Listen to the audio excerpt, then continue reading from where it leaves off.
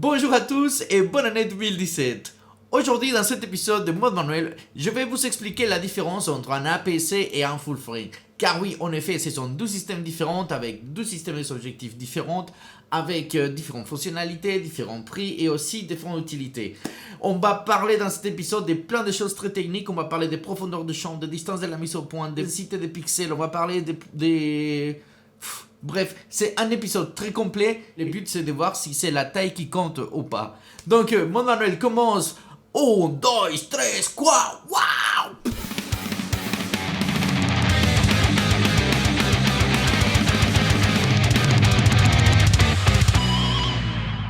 Bienvenue à tout le monde à un nouvel épisode de Mode Manuel. Je suis Manuel Salazar et cet épisode, c'est le premier épisode de l'année 2017. Je voulais faire un épisode autour des objectifs car je reçois beaucoup de questions des gens qui me demandent quels sont tes objectifs et du coup moi je leur réponds j'ai plusieurs objectifs mais le plus important c'est celui de devenir un meilleur photographe.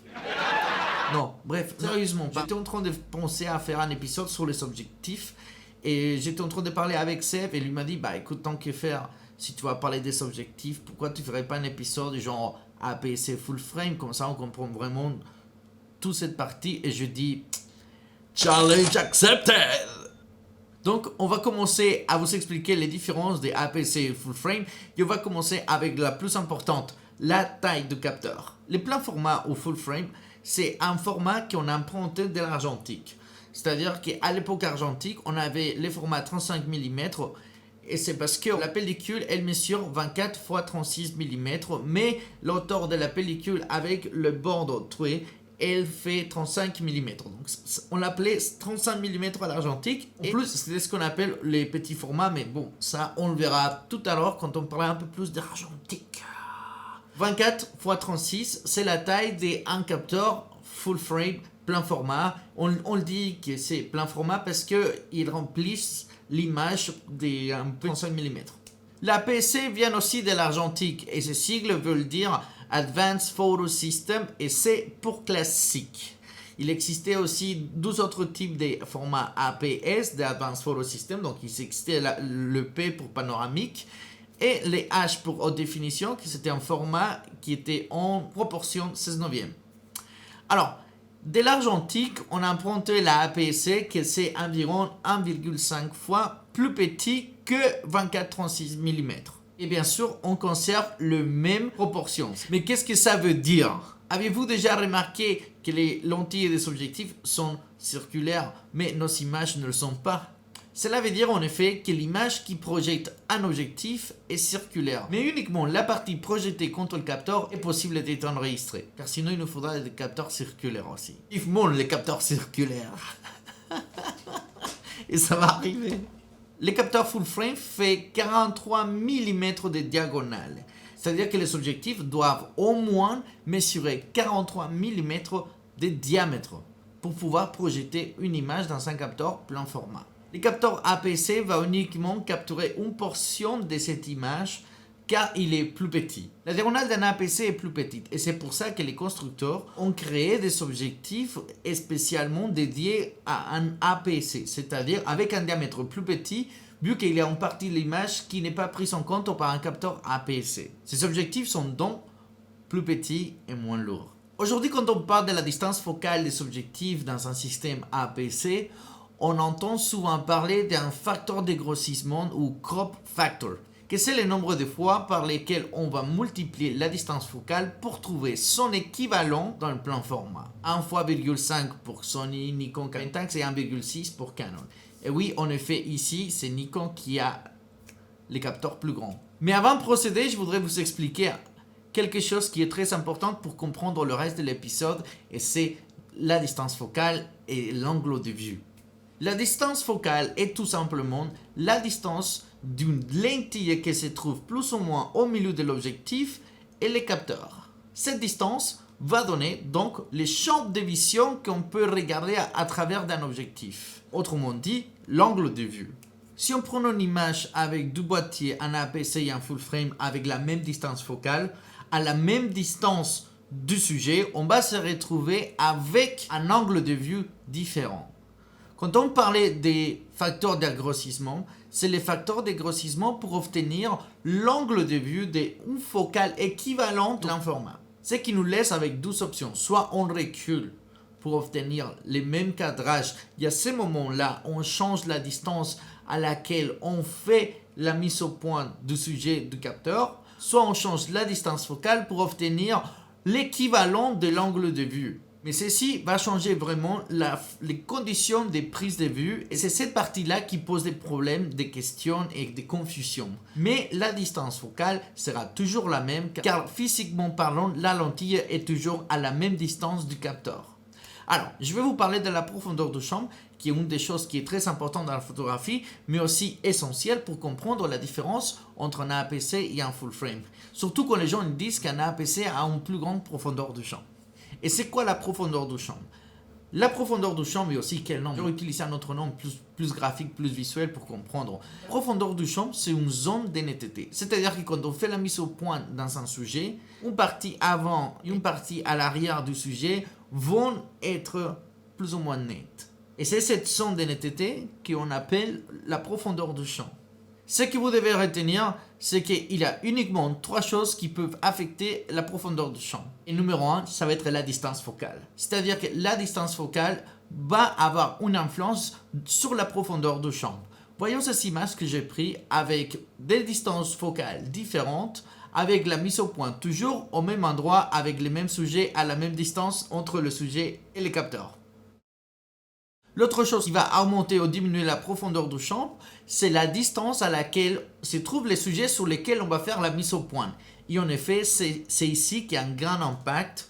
Parce que quand on parlait de faire des tests comparatifs APC full frame, on voulait toujours faire les mêmes cadrages. Et quand on fait les mêmes cadrages, on est obligé de reculer. Et c'est-à-dire que quand on a reculé, notre sujet ne se trouve plus à la même distance. Et quand on fait la mise au point, évidemment, on ne va plus retrouver la même profondeur du champ qu'on avait avant.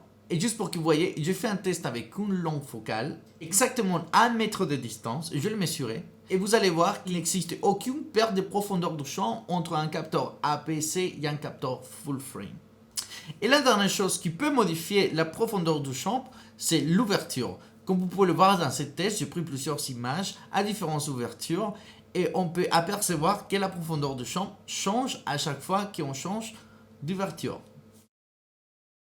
On va parler un peu d'électronique. C'est aussi quelque chose qu'il faut prendre en considération quand on parle d'un capteur APS-C et un capteur full frame. On a déjà vu qu'un capteur plein format est plus grand qu'un capteur APS-C. La résolution finale de notre image, c'est-à-dire largeur par hauteur en pixels, va dépendre du nombre de millions de pixels qui se trouvent dans le capteur. Plus il y en a des mégapixels et plus on aura une meilleure résolution, c'est-à-dire une image plus grande avec laquelle on peut faire de plus en plus de grands tirages. Si on met plus de mégapixels dans un capteur plus petit, comme un APS-C, on va se retrouver avec un espace plus réduit pour mettre autant de mégapixels. Les mégapixels vont être plus petits et en même temps, ils vont être moins sensibles à la luminosité. Pourquoi? Tout simplement, c'est comme l'effet de l'ouverture. Comme ils sont plus petits, il y a moins de lumière qui va rentrer quand il s'agit des sujets en basse luminosité. Ce qui va venir nous donner un petit problème de performance, de sensibilité ISO. Un petit capteur avec beaucoup de mégapixels va avoir beaucoup moins de performance en basse luminosité. Le processeur d'un petit capteur va devoir être plus performant pour pouvoir convertir notre image en fichier numérique. Et on arrive à la fin de cet épisode. Et c'est ce qui m'amène à ma conclusion finale, que c'est que, non, et la taille ne compte pas. Et surtout pour la profondeur du champ. C'est 12 systèmes différents. Ça va avoir 12 utilités différentes. Un va être plus lourd et plus encombrant en termes de taille et de poids. L'autre va être vraiment plus léger et plus compact, vu que tout est plus petit. Les deux peuvent avoir une grande qualité d'image. Cela va dépendre de la densité des mégapixels et du processeur pour faire ce processus de numérisation des images en fichier numérique. Et si on suit un peu l'histoire du numérique, on a commencé à créer d'abord des petits capteurs et petit à petit, on a commencé à agrandir la taille des capteurs. C'est-à-dire que l'APS-C, c'était un format qui existait déjà quand on a fait les premières boîtiers avec un capteur plus grand, plein format numérique. Et en effet, qui dit plus grand, dit plus de matériaux, plus de recherches, plus de développement et plus de temps peut-être à concevoir ces capteurs. J'imagine que ça doit coûter beaucoup plus cher de créer un boîtier full frame qu'un boîtier APC, et c'est pour ça qu'on va retrouver une certaine différence de prix entre un APC et un full frame. Mais ce qui va aussi donner une différence de prix, ça va être les fonctionnalités qui vont se retrouver à l'intérieur de chaque boîtier. C'est-à-dire qu'aujourd'hui, on commence à retrouver beaucoup de fonctions professionnelles dans des boîtiers plus entrée de gamme. Quand on dit un APC, d'abord, c'est considéré comme un boîtier entrée de gamme tout simplement car les fonctionnalités que les constructeurs mettent à l'intérieur de ces petits boîtiers APC ne sont pas celles qu'ils mettent dans les plus grands boîtiers avec un capteur plus grand. Et que voilà, quand vous allez choisir un boîtier, en fait, il faut que vous cherchiez d'abord les fonctionnalités que vous avez besoin. Si vous avez des besoins de mise au point avec plus de collimateurs, si vous avez besoin de mise au point plus rapide, est-ce que vous avez besoin d'une rafale des images plus importante, est-ce que vous avez besoin de tout ce tas de fonctionnalités qui vont se retrouver dans différents boîtiers.